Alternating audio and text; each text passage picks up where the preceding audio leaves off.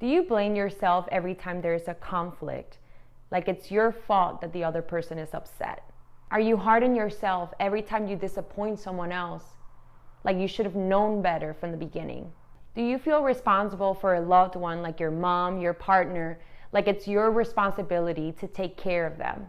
Is it hard for you to say no and always feeling drained because of it, and actually feeling shame when you don't fulfill all the expectations?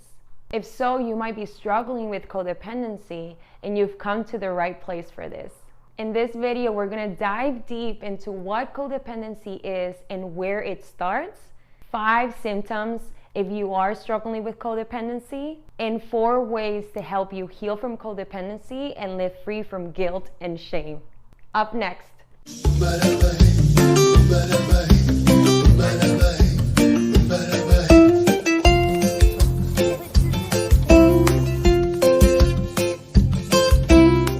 Hi everyone, welcome back. My name is Cristy and I am founder of Healing with Cristy. I help you heal your past, find your voice, break free from needing others, and live with purpose.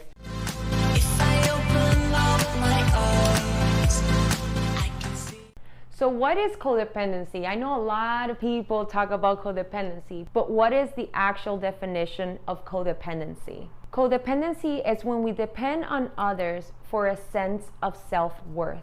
It is when we give away our power to either a loved one, our parents, a job, even a situation where we wait for that validation in order for us to feel empowered and valid.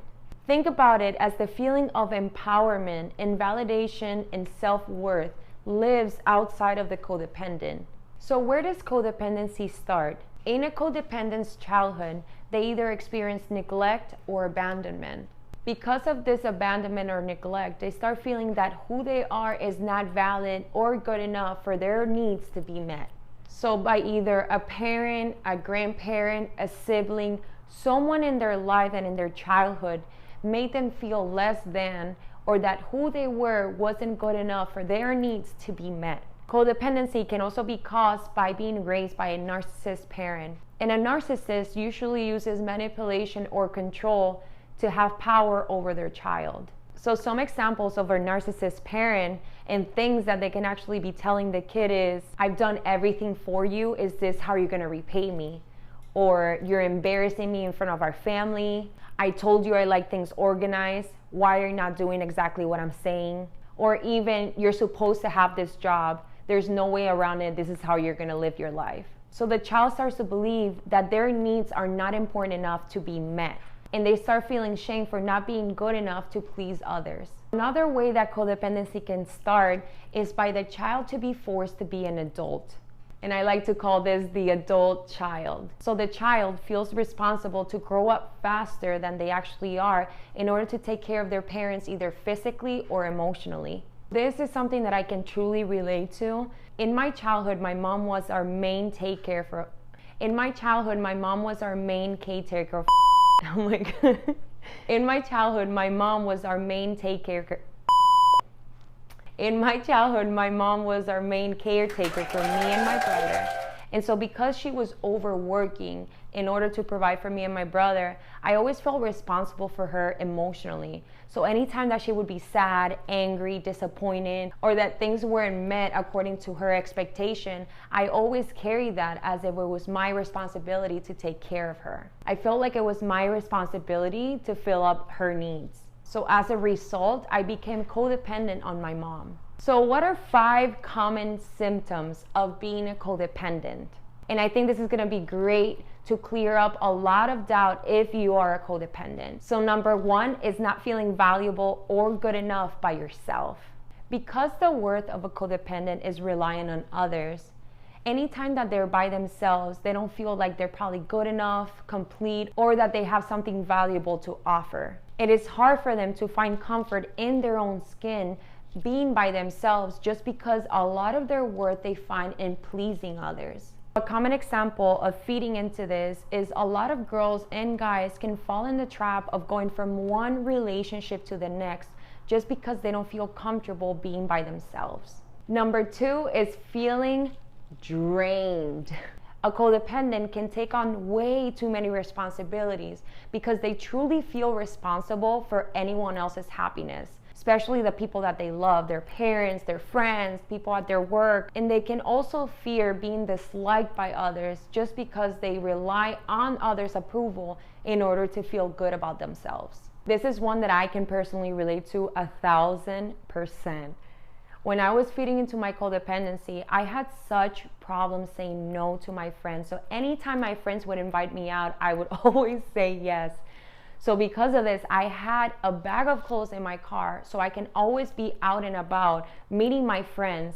And can you imagine after a long day of doing this? And this would be every day, and if not every weekend, that I felt like I had to say yes to everybody. So by the end of the day, I felt so drained and miserable, and I honestly thought that I was powerless over codependency.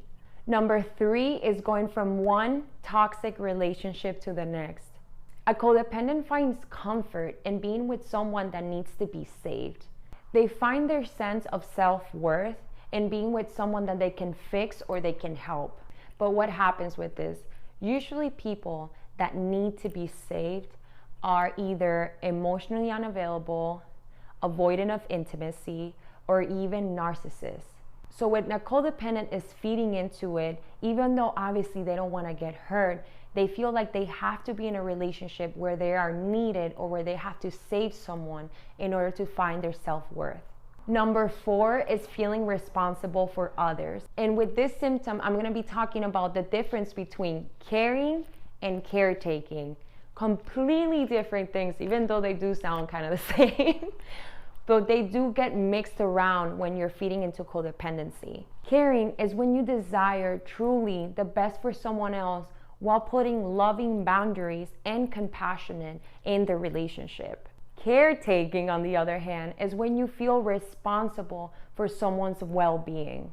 You take it upon yourself to help them either emotionally, physically, mentally, as if their healing depended on you.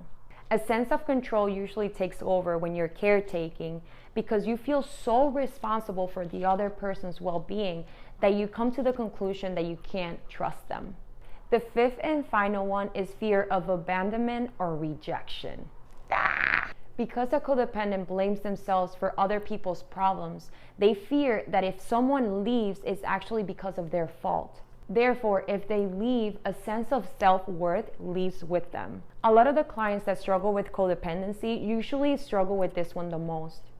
Because they feel that they are the problem in any situation where there is conflict, they take it upon themselves to either fix the problem or try to control the person just so they won't leave. They become extremely stressed out and anxious if there is any type of conflict because they believe in their core, if the person leaves, that means that they are rejected. All right, guys, we reached the second part of the video. In the second part of the video, I'm going to go over ways that you can heal from codependency and find confidence within yourself.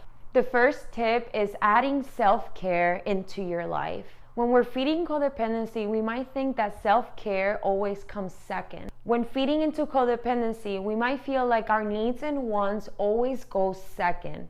A form of self-care is breaking the codependent cycle, where you go from constantly taking care of others to starting to take care of yourself. You might be thinking, I don't have time for self-care. I have way too many things that I have to do. This voice usually comes from a codependent mentality. In order to break this cycle, ask yourself, what is one thing that you love and always wanted to do? Or what is something physically that I've neglected and that I can start taking care of? This one for me resonates deeply. I used to never be able to take care of myself, get good products, just because I was always on the go. So I never really sat down and had time to take care of my hair, to go to the beauty salon, to get a good haircut that fit my hairstyle. So something that I always neglected was my hair. And one of the things to break the codependent cycle was to go to the beauty salon, get a nice haircut, buy nice products that were good for my hair, and started taking care of myself physically. Also ask yourself, what are things that you enjoyed to do? Do you like taking long walks in nature? Have you always wanted to cook for yourself and make yourself a delicious meal just for yourself? So in a way, taking yourself out on a date. Start with 30 minutes a day where you're doing something that makes you feel good and that you're only doing for yourself. Number 2, setting boundaries.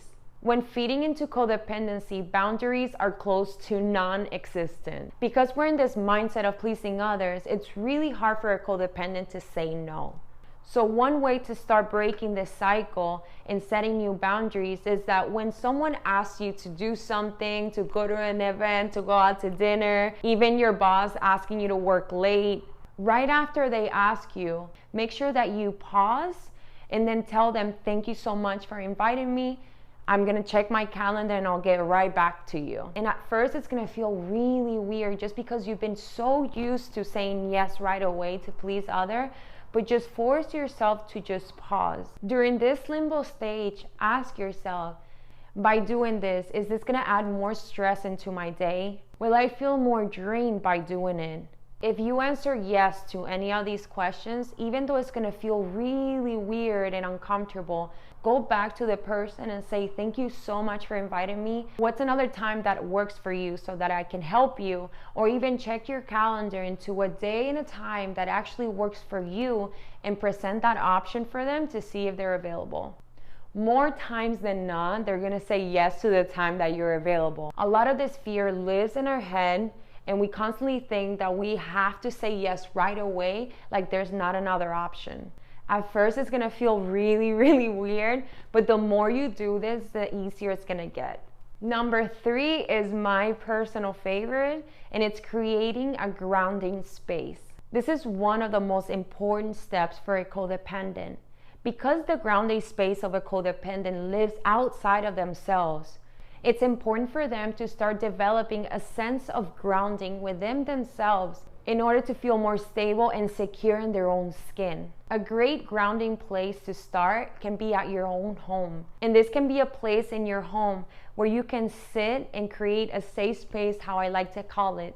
And here's when you sit down, read a devotional that has to do with codependency. In this moment, you can start telling yourself affirmations.